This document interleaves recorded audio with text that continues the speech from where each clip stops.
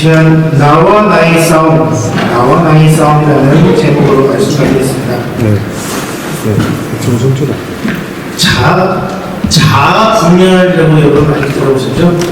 자아분열이라고 하는 것은 이제 심리학이나 문학 또는 예술에서 아주 큰 관심의 대상이었고 오늘날까지도 꾸준하게 관심받는 주제입니다. 제가 대학교 다닐 때 반지의 제왕이라는 영화가 굉장히 인기를 끌었었는데요. 거기서 나오는 이제 볼루과 스미골이라는 캐릭터 아십니까?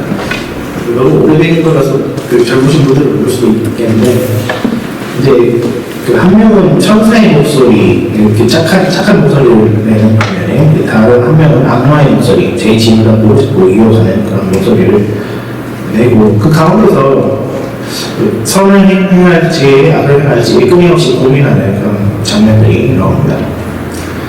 최근에서 예전에 이제 마블 유니버스라고 들어보셨을지 모르겠는데요. 이제 헐크라는 인물이 있죠. 헐크라는 인물은 두 개의 자아를 가지고 있습니다. 그래서 화가 나면 헐크가 튀어나오고 썬더 싸움하면 이제 그 사람하고 변하고 네. 최근에는 이제 문라이트라는 그 마블 그 시리즈로 나와서 자아분열이 가지고 있는 어떤 심각한 그런 재미나게 풀어내기도 합니다. 오늘 본문에서 사도 바울 역시 어떤 자아의 분열을 경험하고 있고 그것 때문에 괴로워합니다. 22절로 24절입니다. 내 속사람으로는 하나님의 법을 즐거워하되 내 지체 속에서 한 다른 법이 내 마음의 법과 싸워 내 지체 속에 있는 죄의 법으로 나를 사로잡는 것을 본도다 오라라는 공고한 사람이다. 도대체 어떻게 된 일일까요? 그래도 신약 성경에서 그나마 제일 그 위대한 신앙의 인물이라고 볼 수 있는 사람이 바로 사도 바울일 것인데 이 바울조차도 이제 지킬 박사와 하이드처럼 분열된 자아를 가지고 있어서 착하게 살아라라고 하는 목소리와 나쁘게 살아라라고 하는 그 목소리가 공존하고 있다라고 얘기합니다. 이 부분 때문에 바울 자기 자신은 굉장히 괴롭다라고 고백하고 있습니다. 바울을 영웅치하는 우리로서는 조금 납득하기 어려운 대목입니다. 그래서 많은 성경학자들은 오늘 본문이 바울 자기 자신의 현재 상태에 대해 말하고 있는 것이 아니다라고 얘기하기도 합니다. 왜냐하면 이미 이제 6장에서 사도 바울은 믿는 사람은 죄로부터 해방되어서 자유인이 되었다, 이미 자유인이 되었다라고 얘기를 했는데 오늘 본문에서는 10장 14절에 보시면은 나는 육신에 속하여 죄 아래 팔렸도다. 23절에서는 죄의 법이 나를 사로잡았다라고 하는 등 마치 그 위대한 사도 바울이 죄에게 종으로 잡혀가 있는 것처럼 말하고 있기 때문입니다. 그래서 이제 7장에서 사도 바울이 도대체 누구를 놓고 얘기하고 있는 것인가 이거는 신학계에서도 굉장히 정하기 어려운 그래서 로마서에서 어쩌면 해석하기 가장 어려운 문제라고 얘기하기도 합니다. 그렇지만 25절에서 바울은 우리 주 예수 그리스도로 말미암아 하나님께 감사하리로다. 그런즉 내 자신이 마음으로는 하나님의 법을 육신으로는 죄의 법을 섬기느라라고 얘기하는데, 근데 만약에 바울이 하나님을 믿지 않았을 때 자기 얘기를 하는 거라면은 이렇게 얘기했죠. 옛날에는 죄의 법을 섬겼는데 지금은 하나님의 법을 섬기더라라고 했을 텐데 그게 아니라 그 마음으로는 하나님의 법을 지금도 섬기고 그렇지만 육신으로는 그 죄의 법을 지금도 섬긴다. 그리고 하나님께 감사한다고 하는 것도 지금 감사하는 거죠. 그래서 옛날 얘기를 하는 것이 아니다. 오히려 이 두 개의 자아가 팽팽하게 서로 싸우고 있는 것이라고 해석할 수 있을 것입니다. 오늘 우선 본문 시작할 때 보시면요. 바울이 이런 얘기를 꺼내면서 시작합니다. 그럼 율법이 악한 것이냐라고 질문을 합니다. 이제까지 사도 바울은 은혜 안에 있는 사람은 죄를 다시 지을 수 없다라고 말을 해왔습니다.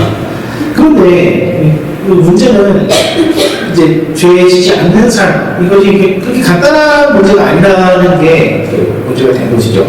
우리는 여전히 죄를 짓습니다. 죄로부터 해방되었음에도 불구하고 여전히 죄를 짓고 그렇게 죄를 지을 때마다 여전히 죄책감을 가집니다.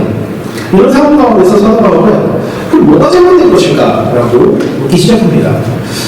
첫 번째로 생각해 볼 수 있는 게 그럼 율법이 잘못된 건 아닌가? 라고 바울이 묻고 있는 것입니다. 왜냐하면 율법을 몰랐을 때에는 이제 죄가 죄인 줄 모르고 마음껏 편안하게 죄를 지다가 갑자기 율법의 말씀을 깨달으니까 자기가 죄인인 것을 갑자기 보게 된 것입니다. 바울은 여기에서 10번째 계명을 새롭게 발견했다라고 말하고 있습니다.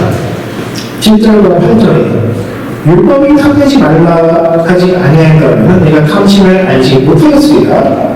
그러나 죄가 기회를 타서 계명으로 말미암아 내 속에서 온갖 탐심을 이루어나니 라고 되어 있는데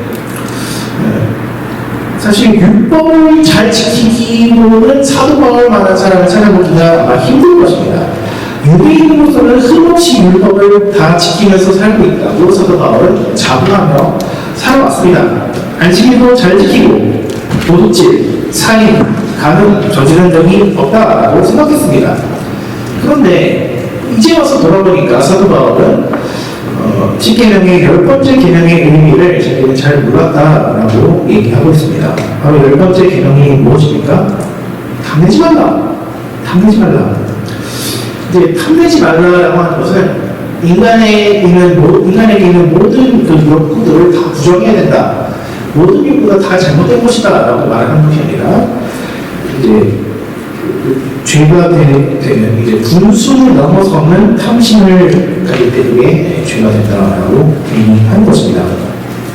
아합 왕은 나봇의 포도원을 보고서 탐심에 이끌려서 끙끙 앓았습니다.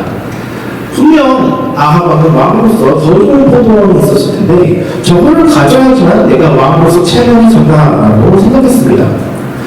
하와도 마찬가지로 에덴 동산에서 맛있는 과일을 정말 많았겠지만 선악과를 먹지 못해서 안달이 났었습니다. 그 이유는 저거를 먹어야지만 자기가 하나님보다 높아질 것이라고 생각했기 때문입니다. 어거스틴은 그의 고백문에서 어렸을 때 과일 서리를 했던 얘기를 보여줍니다. 여러분 과일 서리를 해본 적 있으십니까? 저는 대학교 때 농촌 봉사활동을 하는데 어떤 아주머니께서 저보고 그 나무에 올라가가지고 과일을 털으라고 하시더라고요. 근데 알고 보니 자기는 아무 거 아니었던 거예요. 그래서 이렇게 얼렁뚱땅 하게 된 적이 있었는데 이제 성 어거스틴이 과일 서리를 하는데 자기가 먹을 수 있는 양은 한정돼 있잖아요. 그리고 자기 가족이 먹을 수 있는 양도 한정돼 있고 그런데 괜히 그 나무 괜히 흔들어가지고 열매를 다 떨어뜨리고 자기가 먹을 수 있는 것보다 자기 가족들이 먹을 수 있는 것보다 더 많이 따가지고 집에 와서 또 버리고 그렇게 했다고 합니다. 그러면서 기분이 되게 좋았다고 해요. 돌아보니까 왜 그랬을까 그 어거스틴께서 그 철없던 어린 시절에 죄를 짓는 그 자체가 되게 기뻤다. 내가 마치 하나님이 된 것 같고 죄를 지을 때 하지 말라는 거 할 때 내가 마치 하나님이 된 것 같은 그런 느낌이 들었다라고 고백을 했었습니다. 그리고 탐하지 말라라고 하는 10번째 계명은 단지 여러 가지 죄의 목록에 추가되는 그 10번째 항목인 것이 아니라 하나님을 거역하고자 하는 모든 죄의 그 토대에 놓여있는 교만의 죄다라고 하는 것입니다. 근데 사도 바울은 이 탐하지 말라라는 계명을 받아들였을 때 주체성은 정욕에 이끌려서 탐심에 사로잡히게 되었다라고 하고 있습니다. 그래서 마치 죄의 종으로 판명하는 것처럼 자기도 원치 않는 상태에서 어쩔 수 없이 죄를 짓게 되었다라고 얘기합니다. 근데 그래서 이제 10계명을 제 10계명 10번째 계명을 어긴 거니까 이제 굳이 행실로 입술로 이게 나타났다라고 보지 않아도 충분히 마음으로 죄를 지어도 이건 그 하나님께서 지옥에 보내가는 죄인 것입니다. 그런데 사도 바울은 이 마음을 다스리는 이 한 가지로 제대로 지키지 못하는 자기 자신의 절망적인 상태를 보면서 탄식을 하고 있는 것입니다. 인간의 뇌는 부정적인 사고를 할 수 없다고 해요. 있는 것을 없는 것으로 생각할 능력이 없다라고 하는 것입니다. 네. 지금부터 여러분은 절대로 코끼리를 생각하지 마십시오! 라고 제가 말을 했을 때 코끼리를 한 번도 생각하지 않은 사람 여기 계십니까? 이건 아마 좀 되게 불가능할 겁니다.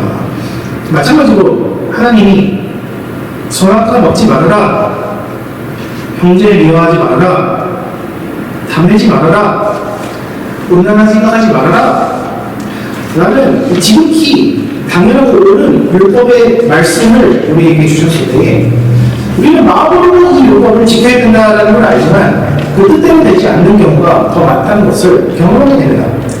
그렇다면 율법이 잘못된 건가요? 하나님이 그냥 가만히 계시고 아무 소리 안 하고 계셨으면 우리가 죄를 안 지었을 텐데 괜히 선악과 먹지 말아라, 괜히 시키면 잘 지켜라 라고 말씀하셔가지고 우리 마음이 힘들어지는 것입니다. 그럼 하나님은 잘못인가요? 사도 바울은 절대로 그렇지 않다라고 합니다. 무슨 일이 있어도 하나님의 말씀은 거룩하고 지극히 합당하다라고 합니다. 문제는 우리 마음에 있습니다. 사도 바울은 그것을 옛사람이라고 보기도 하고 오늘 본문에서는 육신 안에 있는 죄의 법이라고 부릅니다. 육신 안에 있는 죄의 법이라고 하면은 죄를 짓게 하는 능력 혹은 원리를 뜻하는 것입니다. 그래서 법적은 그것이 아니라 죄를 짓게 하는 능력이 이 사람에게 있다. 근데 이 죄를 짓는 것은 여전히 나 자신입니다. 갈라디아서 5장에서는 육체의 소욕은 성령을 거스르고 성령은 육체를 거스르는데 이 둘이 싸워서 내가 원하는 걸 이루지 못하게 한다라고 합니다. 죄를 원하는 것도 나요, 선을 행하기를 원하는 것도 나이기 때문에 두 가지 마음이 서로 싸워서 어느 한쪽이 이기더라도 결국에는 내가 뭐 하나를 포기해야 된다고 하는 이야기입니다. 죄를 우리가 짓게 되는 것은 우리의 죄된 본성이 너무나도 썩은 내가 진동하기 때문입니다. 그래서 가시나무라는 여러분이 잘 아시는 거에서 해석에 대해서 당신이 주실 것 같은 일단 보시죠. 사도 바울조차도 자기의 힘으로 죄를 이겨보려고 하지만 자기 안에 죄성이 너무나도 강하기 때문에 결국에 이길 수 없었다라고 말합니다. 18절 19절에 내 속, 곧 내 육신에 선한 것이 더하지 아니하는 줄 아노니 원하는 내게 있으나 선을 행하는 것은 없노라. 내가 원하는 바 선을 행하지 아니하고 도리어 원하지 아니하는 바 악을 행하는도다. 그래서 바울은 분에 오라라는 공부한 자로다 누가 나를 이 사방의 몸에서 건져내냐라고 탄식하는데 자기를 포함해서 그 어떤 사람도 죄에서 자기를 건져낼 수 없다라는 사실을 보여줍니다. 그렇다면 어떻게 해야지 우리가 죄를 이길 수 있을까요? 사도 바울도 죄를 자기 힘으로 이길 수 없었다면 우리에게는 어떤 희망이 남아있는 것일까요? 그런데 바울이 탄식했던 그 순간에 바로 일어서 그는 하나님께 감사를 올립니다. 우리 주 예수 그리스도로 말미암아 하나님께 감사하리로다. 그런즉 내 자신이 마음으로 하나님의 법을 육신으로 죄의 법을 섬기노라. 우리는 우리의 힘으로 죄를 이길 수 없지만 하나님이 우리를 사랑의 몸에서 건져내십니다. 그리고 그 증거가 바로 우리 안에 말씀대로 살아가고 싶어하는 마음이 있다는 것입니다. 우리는 죄 가운데 있을 때에 죄에 중독되어 있을 때는 죄가 죄인 줄을 모릅니다. 남을 비방하는 것이 죄인 줄을 인식하지 못할 때에는 우리가 남을 비방했던 과거의 일을 정당화하기 위해서 계속해서 더욱더 강하게 비방합니다. 그래서 저 사람은 내가 미워하는 것이 마땅하다라고 생각하며 계속해서 마음속에 증오심을 키워갑니다. 그러나 예수께서는 그것이 바로 형제를 살인하는 죄와 같다라고 하십니다.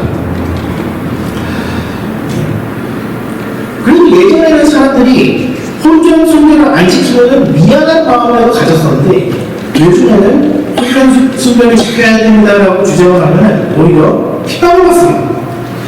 죄에 오래 빠져 있을 수도 있을수록 우리는 더 깊이 죄에 빠지며 죄가 잘못되었다는 것도 잊어버리게 됩니다. 이런 사람들을 성경은 양심에 과잉 맞은 사람들이라고 부릅니다. 그렇지만 하나님의 안에 있는 사람들은 감사하게도 죄가 죄인 줄을 알아요. 그래서 나에게 죄를 안 지을 필요는 없어도 죄가 죄인 줄을 아는 그 마음만은 꺾이지 않는다라고 하고 있습니다. 게다가 바울은 진정한 나 자신은 죄를 싫어하는 신령한 나 자신이며 죄를 좋아하는 육신적인 나는 이미 죽은 나라고 설명합니다. 9절과 11절에 보시면 율법을 통해서 죄를 좋아하는 내가 죽었다라고 사도 바울은 말씀하는데, 이것은 율법을 내 노력으로 지켜서는 결코 생명에 이를 수 없다라는 것을 뜻하기도 하지만, 예수 십자가와 함께 죄를 좋아하는 나의 옛자가 죽었다라는 것을 의미하기도 합니다. 갈라디아서 2장 20절에 내가 그리스도와 함께 십자가에 못 박혀 죽었나니라고 되어 있지 않습니까? 그러니까 죄를 좋아하는 우리의 자아는 예수 믿자마자 우리의 옛자가 완전히 사라지거나 완전히 그 즉시로 죽어버리거나 하는 것이 아니라 다만 예수님과 더불어 십자가에 못 박힌 것이다 라고 하는 것이죠. 아시다시피 십자가에 못 박는다고 해서 그 사람이 당장 죽지는 않습니다. 그렇죠? 예수님께서는 그 전에 하도 고문을 많이 당하셔가지고 좀 일찍 돌아가셨죠. 근데 건강한 사람은 십자가에서 일주일을 버틴다고 하더라고요. 그래서 물도 먹이고 배고픈 빵도 먹을 수 있나요? 근데 어쨌든 그렇지만 분명한 것은 십자가 위에 못 박힌 사람은 절대로 살아서 내려놓을 수가 없다는 것입니다. 십자가에 못 박혔다라고 하는 것은 반드시 죽는다, 언젠가는 죽는다 라고 하는 것이죠. 다만 그 시간이 좀 걸린다라고 하는 것입니다. 닭도 머리를 자르면 그 자리로 죽는 것이 아니라 머리가 자연적으로 이렇게 뛰어다닌다고 하죠. 십자가에 죽은 우리의 모습도 그거랑 마찬가지라고 보시면 되지 않을까요? 우리는 이미 죽었습니다. 근데 죽었는데 아직 생명이 있어요. 그러니까 아직 움직일 수가 있습니다. 아직 팔딱 걸릴 수가 있습니다. 그렇지만 결국에는 쓰러지게 되어 있습니다. 누가 우리를 이 사망의 몸에서 건져내겠습니까? 오직 십자가에서 죽으신 예수님밖에 없습니다. 사람을 할 수 있어도 예수님은 하십니다. 다만 우리가 할 일은 우리가 진정 누구인지 우리가 잘 기억해야 하는 것입니다. 우리는 예수 생명을 입은 사람들이며 우리 마음속에는 하나님의 율법을 지키고자 하는 마음이 생겨났습니다. 그러므로 우리는 사도 바울과 같이 죄를 짓는 것은 내가 아니라 라고 당당히 선포해야 합니다. 죄를 짓는 것은 내가 아니라 내 안에 있는 죄다. 한번 작년 수련회 가서 이 본문 가지고 설명을 하는데 시험을 해봤어요. 여러분 옆 사람 한번 때려보세요 라고 시켰고 이 죄를 짓는 것은 내가 아니라 내 안에 있는 죄다라고 옆 사람에게 얘기해보라고 시켜봤어요. 좋다고 다들 이렇게 때리고 남의 난리가 났더라고요. 이게 말이 되는 건가요? 네? 죄를 행했는데 죄를 행하는 것이 내가 아니라 내 속에 있는 죄다. 그리고 이렇게 생각하는 것이 마땅하다라고 하는 것입니다. 무슨 골과 스님이 서로 이렇게 토론하는 것도 아니고, 그죠? 그런데요, 예수님께서 그러한 방식으로 우리를 보시겠다고 먼저 그러셨습니다. 예수님께서 우리 안에 죄성을 보시지 않으시겠다라고 먼저 그러셨습니다. 그러면 우리도 우리 안에 죄성, 우리 죄성이 우리의 참된 모습이다라고 결론을 내려서는 안 되는 것입니다. 나의 본 모습은 하나님 앞에서 예배를 제일 잘 드리는 신실한 사람입니다. 나의 본 모습은 하나님을 정말로 많이 사랑하는 주의 자녀입니다. 조지는 것은 내가 아니라 십자가의 못 박아서 발광하고 있는 나의 옛 자아일 뿐입니다. 저러다가 결국 죽겠지 하고 생각하시면 되는 것입니다. 사도 바울은 오늘 본문에서 계속해서 반복하는 게 나는 율법을 지키기를 원하는데 내 죄는 육체가 말을 안 듣는다라고 얘기를 합니다. 내 몸이 죄를 지더라도 영으로 하나님을 신실하게 섬기고 있다라고 하는 것입니다. 그렇다면 우리가 죄와 싸워 이기기 위해서 제일 힘을 많이 써야 할 것은 죄를 안 지어야지 계속해서 마음속으로 되뇌이는 것이 아니라 예수 안에서 새 생명을 입은 나의 모습이 어떤 것인지를 계속 되뇌어야 한다는 것입니다. 그러니까 코끼리 안 생각하는 게 불가하겠죠? 그럼 이건 어떻습니까? 결혼하지 말아야지 계속 100번을 외워보세요. 그러면 마음속이 교만해지겠어요? 안 교만해지겠어요? 미워하지 말아야지 계속 저 사람 내가 미워하지 말아야지 저 사람 내가 미워하지 말아야지 계속 100번을 눈을 못 사게 보세요. 더 미워져요. 그러니까 그거는 은혜로 죄를 이기는 것이 아니라 내 노력으로 이기려고 하는 거기 때문에 당연히 그게 안 된다라고 하는 것입니다. 우리는 우리 힘으로 하나님의 율법을 만족시킬 수 없습니다.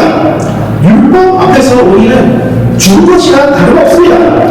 그렇지만 예수님께서 우리 모든 죄를 위해서 죽으셨다라는 것을 기억한다면, 그래서 우리에게 이미 새 생명이 주어졌다라는 것을 기억한다면, 우리의 구원은 그리하여서 더 이상 우리의 행실을 달려있는 것이 아니라 예수께서 우리를 용서하시는 은혜에 달려있는 것이다 라고 기억한다면 마음이 고마워져야 됩니다.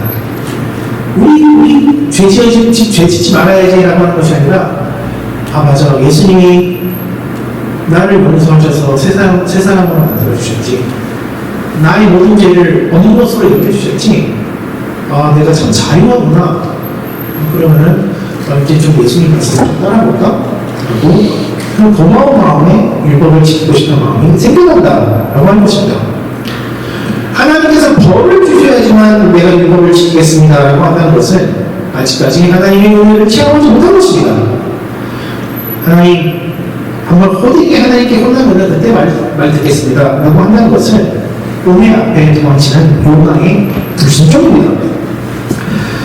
그러므로 죄를 지었을 때 우리가 제일 노력해야 할 것은 바로 다름 아닌 예수님 앞에 나아가는 것입니다. 죄를 지었을 때 또 죄 안 지어야지 운명까지를 해봐야 나아진 것은 없고, 오히려 우리 마음 안에 있는 그 지렛한 물을 계속해서 휘저을 뿐입니다. 사랑하는 여러분, 예수님께로 나아가십시오. 하나님께로부터 너무 멀어졌을 때 예수님께로 나아가십시오. 물론 죄를 지은 직후에 하나님께 나아가는 것은 너무나도 힘듭니다. 너무나도 뻘쭘합니다. 너무나도 면목이 없습니다. 그렇지만 하나님이 더 힘드시지 여러분이 힘들겠습니까? 가해자가 피해자한테 미안하다라고 하는 게 힘들겠습니까? 아니면 피해자가 가해자에게 사과도 안 했는데 먼저 가가지고 그래도 괜찮아라고 얘기하는 게 힘들겠습니까? 우리가 하나님 앞에서 죄를 지었을 때는요, 하나님이 피해자고 우리가 가해자가 되는 거겠죠. 근데 우리가 아무런 사과의 얘기를 꺼내지도 않았을 때 하나님이 먼저 당신의 아들 예수 그리스도를 우리에게 보내주시고 괜찮다, 다 용서한다 라고 말씀해 주셨습니다. 죄 짓고 숨어있는 아담에게 아담아 네가 어디 있느냐 라고 물어보십니다. 하나님은 선악과에다가 독을 발라놓으실 수도 있어요. 그래서 거봐라 내가 먹지 말라고 했지, 그 한 입 먹자마자 깨꼬닥 죽게 하실 수도 있습니다. 근데 그러지 않으셨잖아요. 근데 기다리시고 아담이 숨어 있는데 어디인지 뻔히 다 아시지만 너가 어디 있느냐 라고 하시고 왜 그랬니? 물어보시고 그리고 회복의 길도 하나님께서 먼저 제시하십니다. 우리가 해야 할 일은 그렇다면 그저 예수님께 다시 나아가는 것입니다. 내가 지은 죄가 내 탓으로 돌려지지 않는구나 이렇게 하면 됩니다. 그래서 용서받고 고마워하면 되는 것입니다. 다시는 죄 짓고 싶지 않다. 율법을 진심으로 지키고 사랑하고 싶다. 이렇게 마음으로 느끼면 되는 것입니다. 그러면 여러분 아무리 어색하더라도 사도 바울처럼 여러분이 여러분 자신을 향하여서 선포하십시오. 방금 죄 지은 것은 나의 참된 모습이 아니라 내 안에 죄일 뿐이다. 아무리 오랜 시간이 걸려도 여러분 자신을 향해 인내하십시오. 하나님은 지금 이 순간도 여러분이 향하여서 인내하시는 뿐만 아니라 이미 훨씬 그 오래전부터 계속해서 인내해 오셨기 때문입니다. 지금은 그래서 비록 죄가 내 육신 가운데 거하지만 하나님을 살아가는 나의 속사람의 이 알맹이 씨앗이 언젠가는 뿌리를 내리고 싹을 틔우고 꽃을 피우고 열매를 맺을 것입니다. 그럴 때 우리는 동일한 은혜를 가지고서 옆사람을 바라볼 수 있게 될 것입니다. 똑같은 것을 옆사람에게도 적용해야겠죠. 옆사람이 죄를 짓고 있는 것은 옆사람의 참된 모습이 아니라 십자가에 못 박혀서 죽어가는 옛 자아를 보입니다. 십자가에 못 박힌 지 얼마 안 됐으면 좀 많이 이렇게 좀 우릴 거예요. 힘들 거예요. 근데 우리는 안 그러나요? 만약 옆 사람이 좀 죄의 용서를 풍긴다고 해서 우리가 그것을 참아주지 못한다고 한다면 여러분은 여러분 자신에 대해서도 인내해 본 적이 없다라는 것을 의미할 것입니다. 그저 나에게는 관대하고 남에게는 엄격한 그런 네오나무의 마인드라면 그것은 그냥 죄 가운데 사는 것이지 은혜로 알고 죄와 싸워 이기는 삶은 아닙니다. 정말로 제대로 살고 싶다는 마음가짐으로 목걸이를 치면서 살아온 사람이라면은 그래서 자아가 두 개로 쪼개진 것 같은 그 고통을 느낀 사람이라면은 옆 사람이 좀 경련을 일으켜도 십자가에 못 박혀서 저러는구나 생각할 수 있을 것입니다. 그런데 옆 사람에게 관용을 우리가 베풀지 않는다면 그것은 반드시 우리 자신에게 부메랑으로 되돌아오게 될 것입니다. 그래서 우리는 죄에 빠져 흥청망청 살아가든지 아니면 바리새인처럼 겉으로만 율법을 지키는 척하다가 정작 율법의 정죄의 말씀에 직면했을 때 나 자신의 모습이 이것밖에 되지 않는다라는 것을 보고 우리는 한없는 절망에 빠지게 될 것입니다.